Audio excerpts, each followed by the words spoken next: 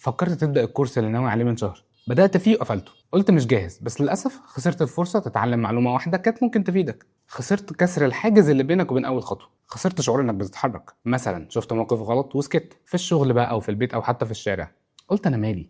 بس انت خسرت ثباتك قدام نفسك، قدرتك على المواجهه، شعورك انك حتى بتقف مع الصح او مع الحق. ودي كلها حاجات بتتراكم وتقلل منك يوم بعد يوم. قررت تستنى لحد ما تبقى جاهز، سواء بقى تبدا مشروع، تبعت سي في، تواجه شخص، تتكلم حتى عن نفسك. انت كده بتقول للدنيا انا مستعد اخسر كل يوم لحد ما ابقى مثالي. بس اللي انت مش واخد بالك منه حاجه مهمه قوي: المثاليه عمرها ما هتيجي، وانك كل يوم بتخسر فرص، علاقات، ونمو شخصي، وكل ده من غير ما تعمل حاجه. كل لحظه بتعدي فيها خساره، بس انت اللي بتختار نوع الخساره دي. يا تخسر راحتك وتكسب مستقبلك، يا ترتاح وتخسر كل اللي بتتمناه. دلوقتي احنا اتفقنا ان الخساره حتميه، يعني مفيش حاجه اسمها من غير تمن. بس السؤال هو، هل انت بتختار تخسر ايه، ولا سايب الدنيا تختار لك؟ لو سايبها تختار لك فغالبا انت هتخسر الحاجات الاغلى، بس لو انت اللي بتختار انت ممكن تتحكم وتدير المعركه دي لصالحك. تعال بقى نشوف خطوات وحلول حقيقيه تساعدك تمشي في السكه دي. اول حاجه، اعمل قائمه بالحاجات اللي بتضيعك. كلنا عارفين ايه اللي بيوقعنا على فكره: فيسبوك بقى، انستجرام، سهر، تاجيل، اصحاب بيسحبونا لتحت. خد 5 دقايق واكتبهم بصراحه، لان اول خطوه انك تبدا تبطل تخسر انك تعرف انت بتخسر فين.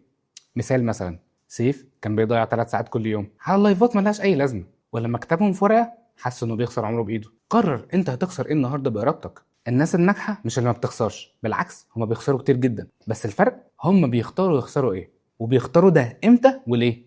النهارده مش هنخسر نوم ساعه زياده، بس هاخد كورس جديد. هخسر خروجه مثلا، بس هظبط السي في بتاعي. هخسر وجبه هاكلها بره، بس هشتري بيها كتاب. اللي بيكسب في الاخر مش اللي ما بيخسرش، اللي كسب هو اللي اختار الخساره الذكيه. اختار تعب بس ليه معنى.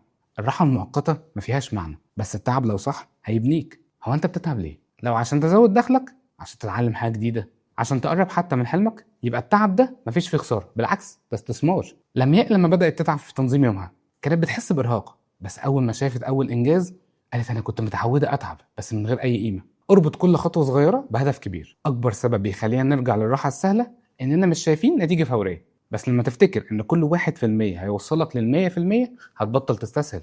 ال5 دقايق اللي هتقوم فيها تتمشى ممكن تقلل وزنك 5 كيلو بعد 3 شهور، وال20 دقيقة اللي هتذاكر فيها ممكن تكون سبب انك تتقبل في الشغل اللي بتحلم بيه. والكتاب اللي هتقرا منه صفحة واحدة بس النهاردة وتفكر فيها كويس هتخلصه بعد شهرين، بس هتتعلم منه حاجات ممكن تتعلمها في سنين. اختار الخسارة الصغيرة عشان تكسب المكسب الكبير. سامح نفسك بس ما تدلعهاش.